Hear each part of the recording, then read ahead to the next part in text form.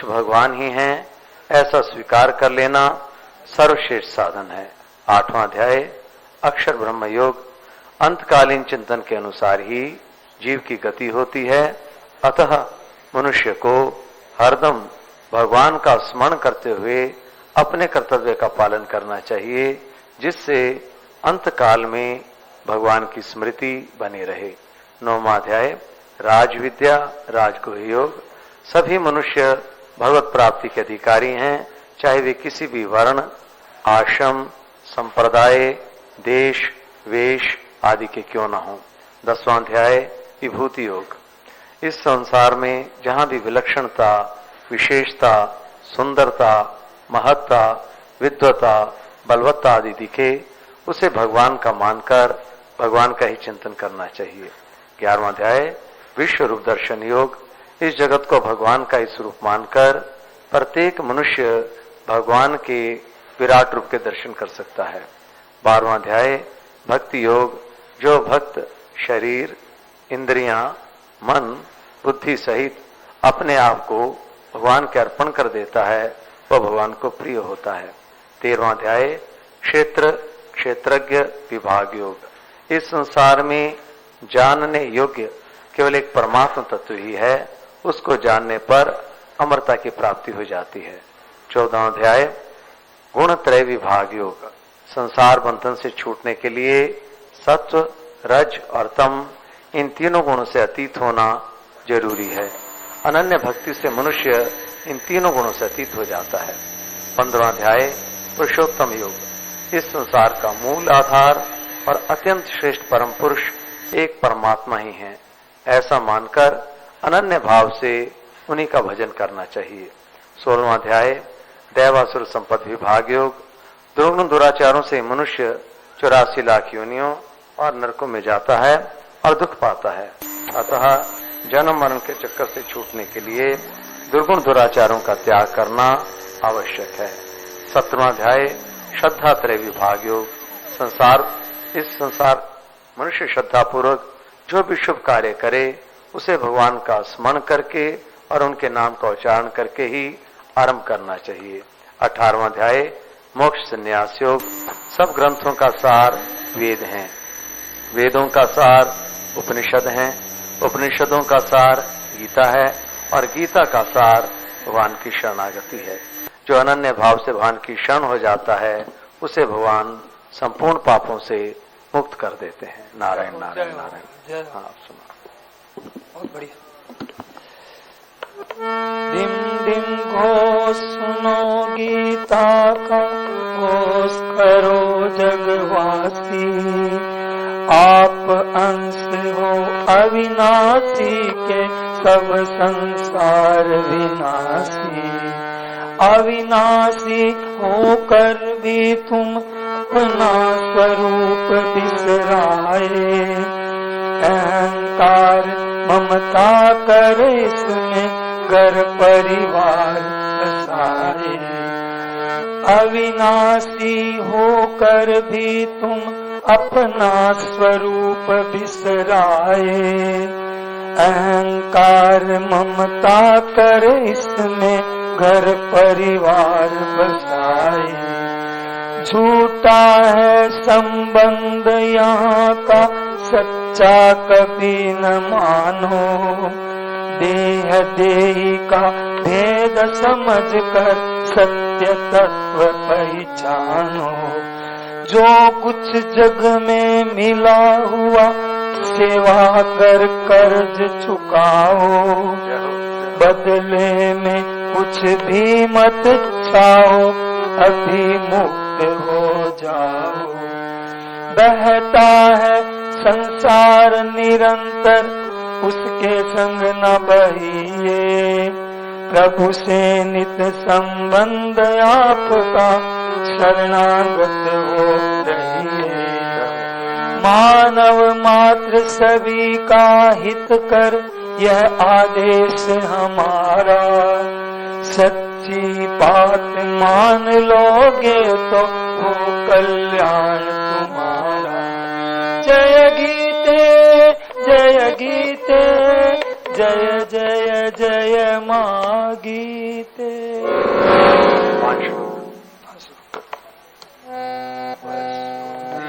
वसुदेवसुतं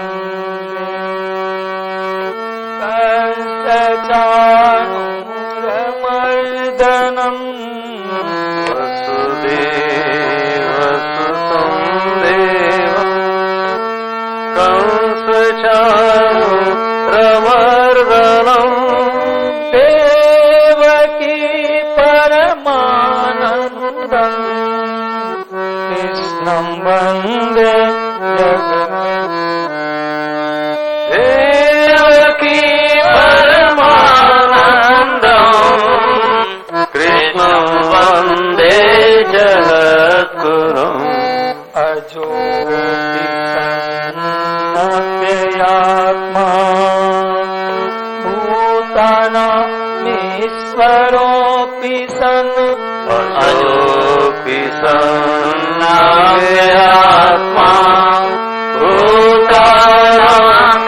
भूतानामीश्वरोऽपि सन् प्रकृतिं स्वामधिष्ठाय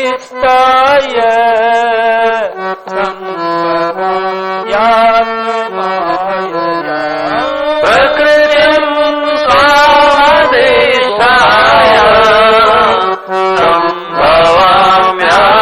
सम्भवाम्यात्ममायया यदा यदा हि धर्मस्य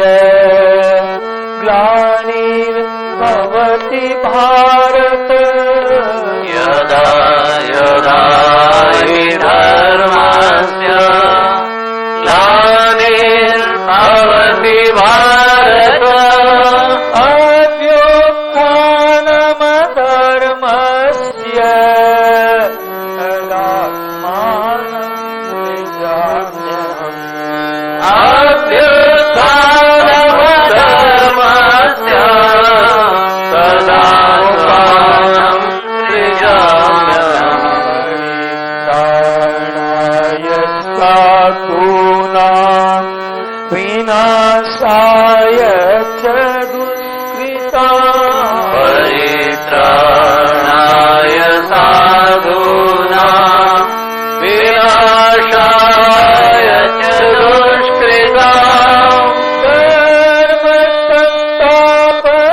संस्थापनार्थाय सम्भवामि धर्म संस्थापनार्थाय सम्भवामि युगे युगे जन्मकर्म च मे दिव्य मेवं यो वेति तत्त्वतः जन्म कर्म च मे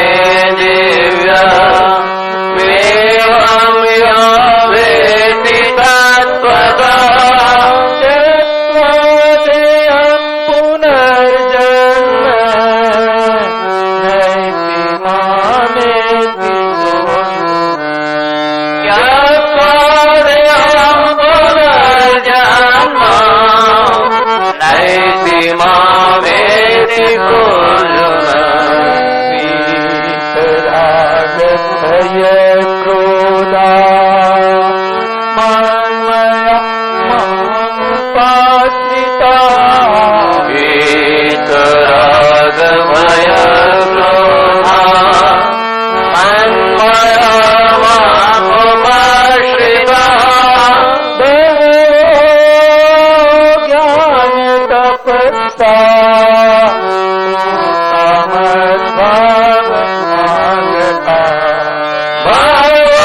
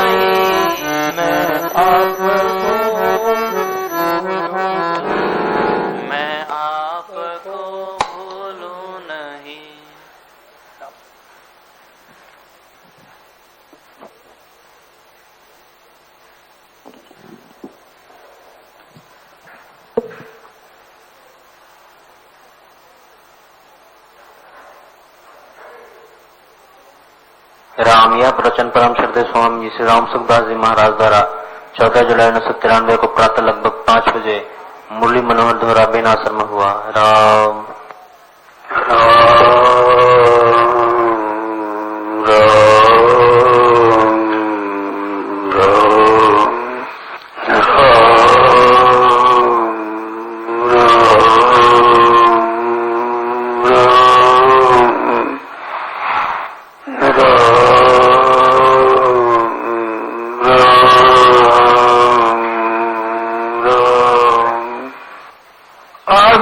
विचार करता है, आबाद रोटी कपड़ा मकान सब ठीक तरह से चलता है, फिर भी विचार करता है कि कुछ कमाओ अंग संग्रह कर।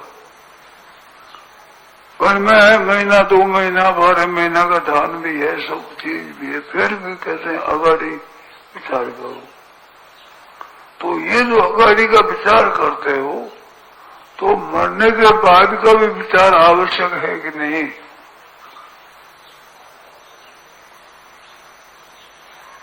तो बहुत आवश्यक है वो।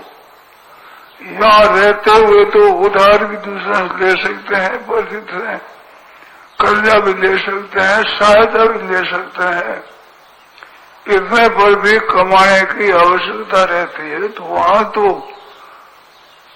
कोई आधा ले लो, कोई परिचित हो, कुछ पता है नहीं, कहाँ जाएंगे, कैसी अवस्था रहेगी, क्या व्यवस्था, क्या वस्तु, इसको कुछ पता ही नहीं है।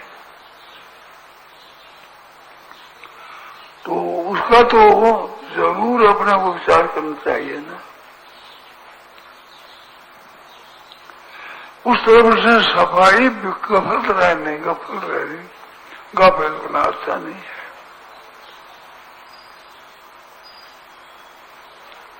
मनुष्य योनि इतनी विचित्र है, जो मैं कहा था 3 अंगुल 3 हाथ 3 जन्म 3 गुण गुणातीत, ये दृष्टि बताई थी।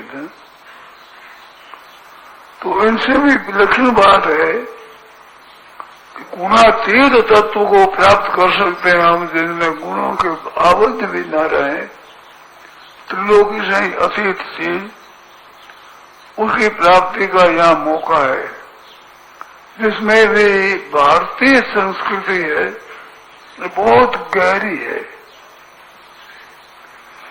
विदेशी दूसरे विधर्मी लोग भी इस बात को मानते हैं, अपनी अपनी मान्यता तो सब श्रेष्ठ मानते ही हैं, पर दूसरे लोग भी इस बात का आदर करते हैं कि देखिए भारतीय संस्कृति ने विचार किया है गहरा जीवात्मा का, परमात्मा का, बंधन का, मुक्ति का, इतना विचार जी के नहीं है। इस संस्कृति में जन्म से पहले ही शुरू हो जाता है विचार, गर्भाधान होता है, बालक गर्भ में होता है, फिर जन्मता है, जन्म में भी संस्कार है, फिर नामकरण संस्कार है, कई संस्कार है, बूढ़ा होता है, मरने के बाद भी, मरने तो भी कैसे जलाना, कई बाद में क्या क्या विधि, 2 3 4 पीढ़ियां तक उनका विचार चलता है। ऐसा गहरा विचार मनुष्यों के लिए किया गया है, हरेक संस्कृति में ऐसा गहरा विचार नहीं है। तो जीव के कल्याण की बात मुख्य रखी गई है, सबसे मुख्य बात ये है कि मानव शरीर केवल परमात्मा तत्व की प्राप्ति के लिए ही मिला है, जो सदा के लिए सुखी हो जाए, कभी भी दुख पाना ही ना पड़े, ऐसा महान आनंद। गीता में तो यहां तक कहा है कि मम साधन में मांगता, इदं ज्ञानमुपाश्रित्य मम साधन में मांगता। मन इस ज्ञान का आश्रय लेने से मेरी सधर्मता, जैसे मैं हूँ परमात्मा, वैसे वैसे उसमें लक्षण आ जाए। एक उत्पत्ति स्थिति प्रलय करने की योग्यता तो नहीं, जगत व्यापार वर्जम विषय लिखा है, और वैसे के वैसे लक्षण। कितना ऊंचा पद मिल जाता है, परमात्मा की प्राप्ति का ऊंचा पद, मम साधर्मी मांगते स्वर्गे भी नोपजायते प्रलय न पतंते। जो महास्वर्ग में भी उत्पत्ति नहीं होती, महाप्रलय में भी व्यथा नहीं होती, ऐसा एक आनंद विलक्षण इसमें मिल सकता है। ऐसा मौका मिला है सज्जनों, और जिसमें आप गाड़ी आए भी हो, अभी आते भी हो, तो उस तत्व की तरफ विचार करना चाहिए मुख्य। दूसरे काम बिगड़ जाए, सुधर जाए तो कोई खास हानि नहीं है, परंतु ये जन्म बिगड़ गया और मुक्ति नहीं, कल्याण नहीं किया तो बड़ी भारी हानि है। वो हानि खुद को भोगनी पड़ेगी। अभी उसका उपाय किया जा सकता है, फिर कोई उपाय नहीं होगा। जैसे घर में लाए लग गया है, वो कुआ खोदो जल निकालो, आग बुझाएंगे तो कब आएगी? प्रोदीप्ते भवन हेतु उपकरणम प्रत्युद्यवा कृष्ण। तो पहले से सावधानी रखी जात बड़ी अच्छी है। तो अभी से ही ये संसार की जितनी चिंता है, बेटे पोतों की जितनी चिंता है, उससे बहुत ज्यादा चिंता होनी चाहिए कि अपनी दशा क्या होगी मरने के बाद। इसके लिए खूब गहरा विचार किया है अपने शास्त्रों ने, संतों ने बड़ी कृपा की है।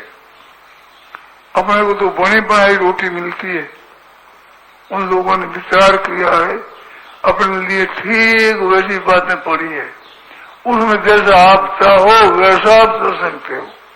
लोग और परलोक के लिए बहुत विलक्षण विलक्षण बातें हमारे शास्त्र में आई है। तो सदा के लिए कल्याण हो जाए, कभी भी दुख पाना ना पड़े, ऐसा परम आनंद की प्राप्ति नित्य निरंतर जिसकी हो जाए, किसी कभी कमी भोगनी न पड़े, ऐसा मौका मिला हुआ है। और समय चूक पुण्य का परिस्थान है, समय पर चूक जो फिर पश्चाताप करने से क्या होगा? फिर कुछ नहीं। तो अभी ये सोचने का विचार है। तो है भाई के लिए बहुत आवश्यक बात है कि हमारा आगाड़ी भी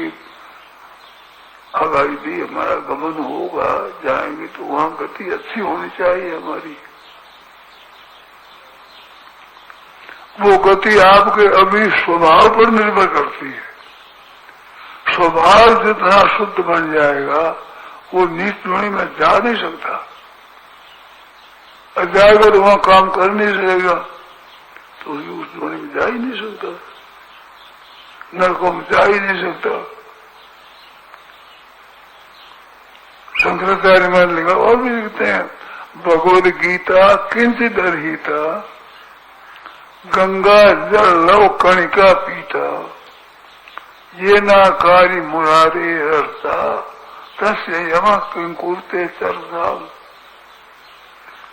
गंगा जल लो जाना दीजिए, गंगा जल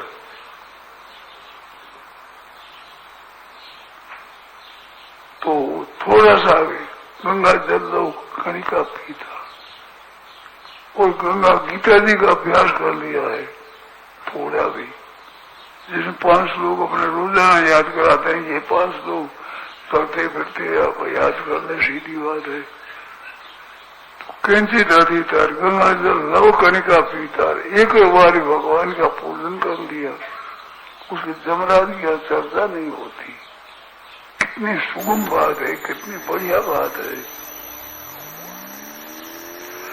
मैंने एक बात आपको सुनाई थी, फिर याद आगे सुना देता हूं। बहुत वर्षों की बात है, कोई 60-70 वर्ष हुआ होगा। उस वक्त की बात है, एक हेडमास्टर थे, तो उसने पूछा कि मनुष्य को कितना काम करना चाहिए, कम से कम कम से कम कम से कम। उद्धार की बात, कल्याण की बात तो ऊंची ऊंची है, पर कम से कम नीचे से छोटी छोटी कितनी बात कर लेनी चाहिए।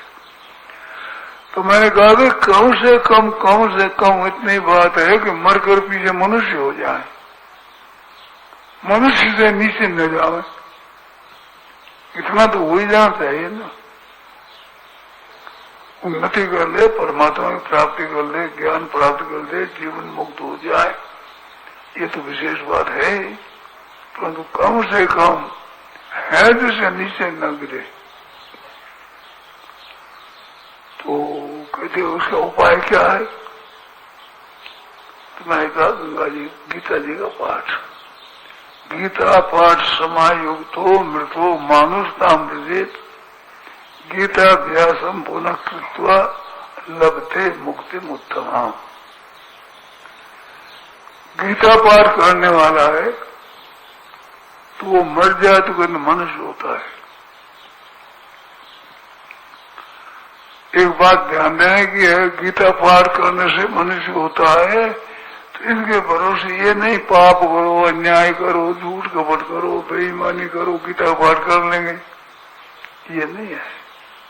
जिसकी नियत ठीक है वो गीता का पाठ करे, वे हमारा पुनर्जन्म न हो, परमात्मा की प्राप्ति न हो, प्राप्ति हो जाए, हम दुर्गति में न जावे, 84 लाख योनि में नरकों में न जावे, नीची गति अधोगति न हो, इसके लिए हम गीता जी पाठ करते हैं। तो हर समय अपना आचरण सुधरे, विचार अच्छा रखे और गीता जी का पाठ करे तो मरने पर वो मनुष्य होता है। और मनुष्य होने पर भी उसकी आदत गीता की रहती है।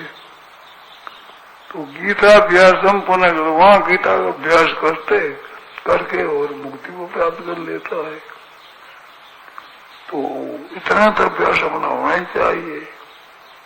तो आप सत्संग करते हो तो सत्संग करने वाला साधन में लगा हुआ है।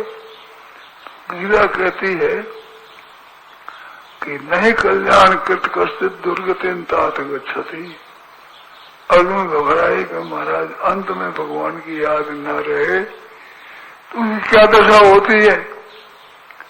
अंत में भगवान की याद तो प्राप्ति हो जाए। साधन करता है और योग से तुरंत मना हो गया, अंत में याद न रहे तो भगवान ने पहले ही उत्तर दिया है कि कल्याणकारी काम करने वाले की दुर्गति नहीं होती। तो आचरण अच्छा है, गीता का पाठ करे, सत्संग करे, स्वाध्याय करे, संध्या गायत्री अपना करता रहे, ऐसा होता रहे तो मनुष्य नीचा नहीं जाएगा, फिर मनुष्य होगा। और मनुष्य होकर के भी फिर गीता का अभ्यास करेगा और परमात्मा की प्राप्ति हो जाएगी। तो कम से कम इससे नीचे कम क्या करोगे? फिर इतना तो होना ही चाहिए।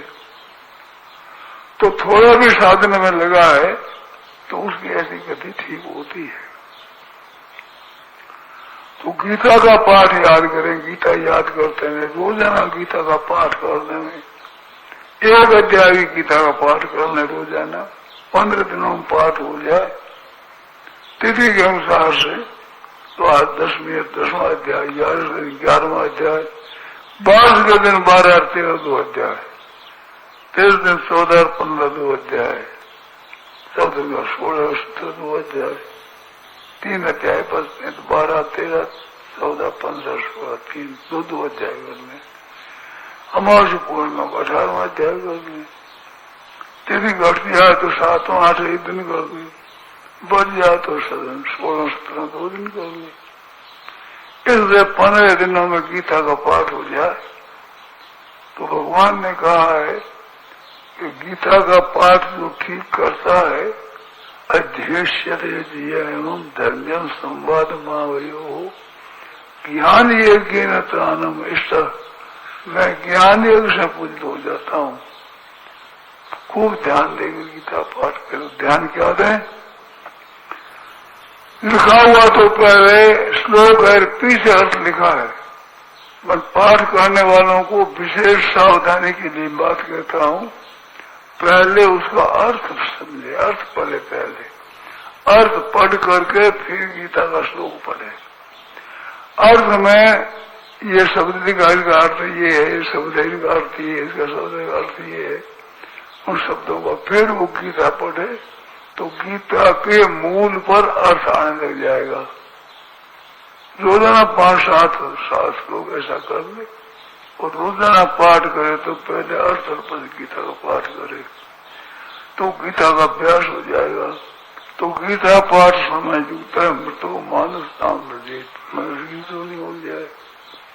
और स्वभाव शुद्ध कर लो, आदत अपने शुद्ध हो जाए, निर्मल हो जाए तो वो नीच जोनी में जा ही नहीं सकता, नरकों में जा ही नहीं सकता।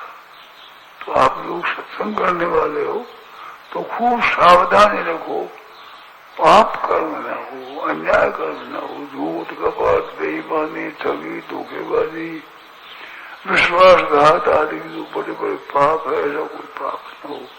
खान पान में भी शुद्धि रहे, पवित्रता रहे, मदिरा मांस आदि अशुद्ध चीजें न हो, ऐसे पवित्र खान पान हो, पवित्र आचरण हो, पवित्र विचार हो, पवित्र ग्रंथ पढ़े, पवित्र संग हो जाए, ऐसी पवित्रता रहेगी तो हम दुर्गति में नहीं जा सकते। तो मरने के बाद क्या दशा होगी, कैसा होगी, इसका विचार करने के लिए ये बात खास मैंने कही। तो अपने ध्यान रखें इस बात का, कहीं धोखा ना हो जाए। मानव शरीर मिला है परमात्मा की प्राप्ति के लिए, ऐसी ऊंची चीज मिली है तो वो मिलने के बाद इससे नीचे ना गिर जाए, कम से कम मनुष्य के पीछे हो जाए। और साधन किया हुआ पहला उसको लिखा है कि तत्र तम बुद्धि संयोगम लभते पौरुदेहिकम, वहां जन्म होता वहां मनुष्य होगा और मनुष्य होने पर वो पहले जो अभ्यास किया है वो अभ्यास सामने आ जाएगा, उतना काम उसका बन जाएगा। जैसे रास्ते चलते चलते कहीं विश्राम किया, सो गए तो सोकर उठता है तो उतना तो रास्ता कटा हुआ है ही, आगे फिर चलेगा तो आगाड़ी फिर करता है। ये तो भूया संसिद्ध को फिर जलने करता है संसिद्धि के लिए। तो पहले गीता का पाठ किया, उसका संस्कार गाड़ी भगवान में लगाएगा, परमात्मा में लगेंगे तो उससे परमात्मा की प्राप्ति हो जाए। इसलिए अपने असली बात है ये, नीचे से नीचा, इतने से नीचा ना उतरे। एक कहावत याद आ गई, जसरासर एक रामदेव जी का गांव है कि जसरासर के देवता जाति ठहरे आया, सगे सगे दावतों मान लो थपल न बताया, दुकान करी उसे मेड़ो यो में तो सगे सगे मारा हो जाए, 5 का पैसा दे दिया, पैसा नफो था गया, नफो न सही घाटो तो नहीं लगे, तो नफो लेने से ही अपन है, नफो नहीं तो न कम से कम सगे सगे बांटते हैं और है जीती पूंजी रह जाए, मनुष्य पीछे हो जाए, इतना तो कम से कम होना चाहिए ना। और बात लगनी चाहिए जीवन मुक्त हो जाए। देखो आदमी जितना विचार करता है ना उनसे काम कम करता है, विचार ज्यादा होता है। खेती में काम करते हैं, विचार जितना करते हैं उतना काम नहीं होता है, थोड़ा होता है। तो हम करें विचार ठीक तरह से, तो अच्छी तरह से विचार करके चलें तो हम अपना कल्याण कर सकते हैं। और कल्याण की प्राप्ति की युक्तियां मैंने बहुत बताई है और फिर भी मेरी खोज है इस विषय में, जल्दी से जल्दी आदमी का कैसे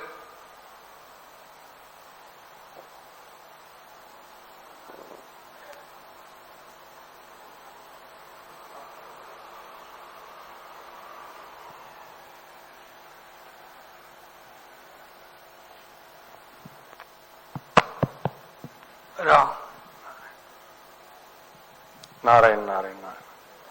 मेरे नाथ, आप अपनी सुधामयी सर्वसमर्थ पतित पावनी अहेतु की कृपा से दुखी प्राणियों के हृदय में त्याग का बल एवं सुखी प्राणियों के हृदय में सेवा का बल प्रदान करें, जिससे वे सुख दुख के बंधन से मुक्त हो आपके पवित्र प्रेम का आस्वादन कर कृतकृत्य हो जाए।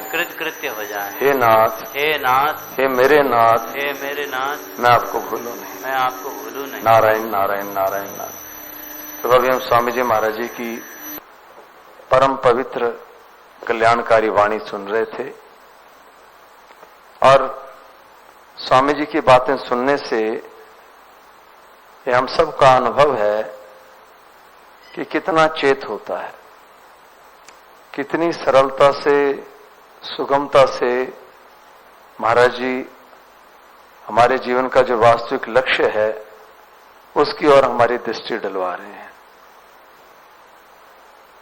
और पूरे विश्व में आप देखें तो पूरे संसार में स्वामी जी जैसे कल्याण की बात कहने वाला, बताने वाला दूसरा कोई भी मिलना अत्यंत दुर्लभ है। तो अभी स्वामी जी महाराज जी ने कि मानव जीवन भगवान की कृपा से हमें मिला हुआ है, और इसमें हमारे को क्या करना है और कम से कम क्या कर लें ताकि हमें अपने जीवन में आगे दुख संकट को प्राप्त ना हो हम। तो उसके कई उपाय बताए, विशेषता से भगवत गीता की बात बताई महाराज जी ने आज तो, कि गीता का पाठ करने से निश्चित रूप से उसको मनुष्य शरीर तो मिलता ही है, पर उसमें भी एक बात महाराज जी ने कही कि गीता का पाठ करते हैं तो ऐसा मतलब मान्यता कर ली कि ठीक है गीता का तो पाठ करते हैं, झूठ कपट करें, पापाचरण करें, तो उसके लिए बात नहीं है। जिसकी नीयत ठीक है, जो अपना कल्याण चाहता है, दुखों से निवृत्ति चाहता है, उसके लिए बातें काम की बहुत ज्यादा है। तो रोज प्रतिदिन गीता का पाठ करना चाहिए। एक दिन मैंने पहले भी बताया था आप लोगों को कि परम श्रद्धेय स्वामी जी महाराज जी का तो इस बार का जो अवतरण हुआ है ये केवल गीता के प्रचार के लिए हुआ। और परम श्रद्धेय स्वामी जी महाराज जी ने कहा भी कि आप लोग मेरे पास आए हैं, आपको मेरे से क्या मिला? तो स्वामी ने कहा कि आप लोगों को मेरे से गीता मिली। तो एक बार स्वामी जी महाराज जी धोरे पे थे, मुरली मनोहर धोरा, बीकानेर, और अपने कक्ष में बैठे थे, थोड़े चिंतित थे। और सेवा में उस वक्त डूंगर जी महाराज जी थे, चितरंजन जी उस वक्त सेवा में नहीं आए थे शायद, तो डूंगर जी, मनमोहन जी आदि थे। तो उन्होंने पूछा महाराज जी क्या सोच रहे? तो कहा बोले देखो इतना सत्संग चल रहा है लेकिन लोगों के आचरण नहीं सुधर रहे, और मेरे मन में यह बात आती है कि कोई भी हमारे सत्संग में आए तो कम से कम उसकी दुर्गति ना हो। तो कितना मतलब महापुरुषों का भाव रहता है कि कोई हमारे संपर्क में आके फिर दुर्गति में, नरकों में चला जाए तो बड़े दुख की बात है। इतने बड़े संत महापुरुषों का सत्संग किया, दर्शन लाभ हुआ, और फिर हम दुर्गति में चले जाएं तो भगवान को भी बड़ा दुख होता है। उनको, हमारे को नरक आदि भेजने में भी बड़ा कष्ट होता है कि इतने बड़े संतों का सानिध्य मिलने पर अब इनको नरकों में कैसे भेजें, क्योंकि भगवान का जो स्वभाव है वो बहुत कृतज्ञ है, बहुत कृतज्ञ है भगवान। तो ऐसे संत महापुरुषों के दर्शन कर लिए, लेकिन फिर भी हमारे आचरण ठीक ना रहे, बड़ी उदंडता, संकल्पता करें, तो फिर भगवान को भी मजबूर होना पड़ता है। तो स्वामी जी महाराज जी के मन में आई कि कोई भी हमारे सत्संग में आए तो कम से कम उसकी दुर्गति ना हो। और इसी उद्देश्य से स्वामी जी महाराज जी ने गीता के 5 श्लोकों का पाठ अपने सत्संग से पहले शुरू करवाया, ताकि रोज जितनी बार भी स्वामी जी महाराज जी का सत्संग होता, सुबह 5 बजे तो गीता के श्लोक होते ही हैं। इसके अलावा 2 बार 3 बार जितनी बार भी स्वामी जी महाराज जी प्रवचन करते। और कई बार मैंने देखा कि समय कम रहता, ऐसी परिस्थिति होती है रामायण आदि के पाठ में महाराज जी को सिर्फ 5 मिनट ही बोलना होता, तब भी 5 श्लोकों का पाठ तो फिर भी होता ही होता था। तो इसलिए महाराज जी ने इसको इतना आदर दिया, अपने समय को छोड़ के गीता के श्लोकों का पाठ को, ताकि जो कोई भी सत्संग में आते हैं बार बार इन श्लोकों का पाठ करते रहें, सुनते रहें, सबको याद हो जाए और नित्य प्रति इनका पाठ करें। तो नित्य प्रति इनका श्रद्धा के साथ पाठ करने से कम से कम मनुष्य शरीर तो मिलेगा ही। और एक सत्संग में महाराज जी ने कहा कि जो श्रद्धा के साथ रोज पाठ करेगा तो उसको अंत समय में भगवान की स्मृति आएगी।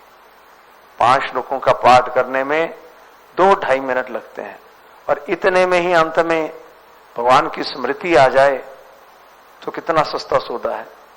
भी जिस काम के लिए हमें दिन में 24 घंटे मिले हैं, उसमें हमने 2-3 मिनट लगाए और तब भी हमारा काम हो जाए, क्योंकि संत महापुरुषों का केवल कल्याण का हमारा विचार रहता है, ये उनकी कृपा है। तो यही बात स्वामी जी महाराज जी ने भी बताई कि गीता का रोज नियम से पाठ करना चाहिए। और शाम वाला जो सत्संग है अभी दोपहर वाला, उसमें मैं आपको एक ऐसा उपाय बताऊंगा जिसमें जितने भी लोग बैठे हैं सुन रहे हैं, सबका 100% कल्याण हो जाए। जितने भी बैठे हैं सुन रहे हैं, जिनका 100% कल्याण हो जाए। और स्वामी जी महाराज जी ने, सेठ जी ने उसको बहुत ज्यादा महत्व दिया है। तो वो उपाय जो है अपने शाम को आपको बताएंगे विस्तार से, दोपहर वाले इसमें है। आना उन्होंने भी कहा, आपने भी कहा, बिल्कुल आना है। तो आज उसी प्रसंग को लेंगे, बहुत महत्वपूर्ण। मैंने स्वामी जी के पास इतने साल में रहा और मेरे को अपने कल्याण के लिए जो सबसे श्रेष्ठ उपाय लगा वो बात बताऊंगा। तो इतने साल स्वामी जी के पास में रह के जो मेरे को अपनी दृष्टि से कि हाँ मेरे लिए इससे निश्चित रूप से मेरा कल्याण हो जाएगा, और मैंने उसको काम में भी लिया है, तो वो उपाय मैं आप लोगों की सेवा में निवेदन करूंगा। तो शाम का जो 4 बजे के बाद जो होगा उसमें आप जरूर आएं। तो अभी समय भी हो गया, काफी देर से आप लोग बैठे हैं, 8 बजे से बैठे हैं। अब थोड़ी देर कीर्तन करके सभा का समापन करेंगे। थोड़ा सा कीर्तन हो जाए।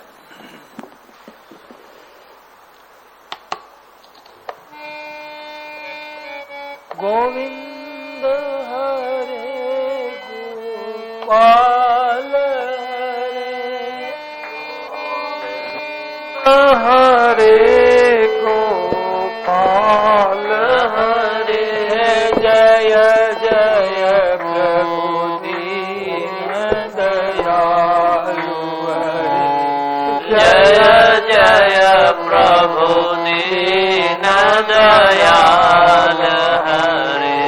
गोविंद हरे गोपाल हरे, गोविंद हरे गोपाल हरे, जय जय प्रभु दीन दयालु हरे, जय जय प्रभु दीन दयाल हरे। गोविंद हरे गोपाल हरे, गोविंद हरे गोपाल हरे, जय जय प्रभु दीन दयालु हरे, जय जय प्रभु दीन दयाल हरे। जय दशरथ नंदन राम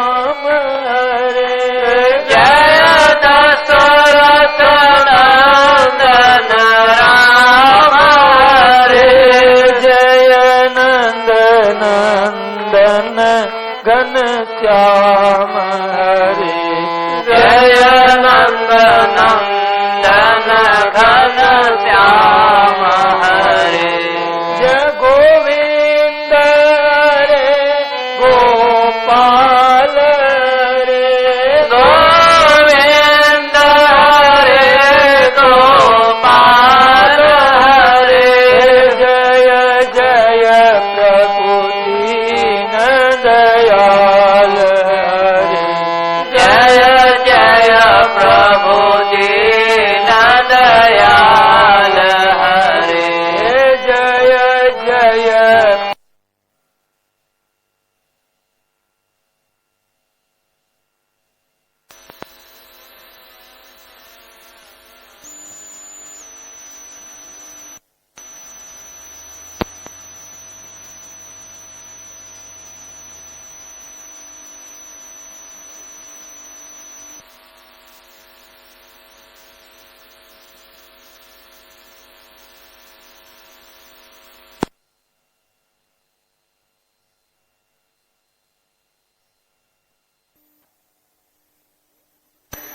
मेरे नाम आप अपनी सुधामयी सुधामयी सर्वसमर्थ सर्वसमर्थ पतित पावनी पतित पावनी अहेतु की कृपा से अहेतु की कृपा से मानव मात्र को विवेक का आदर विवेक का आदर तथा बल का सदुपयोग बल का सदुपयोग करने की सामर्थ्य करने की सामर्थ्य प्रदान करें एवं हे करुणा सागर हे करुणा सागर अपनी अपार करुणा से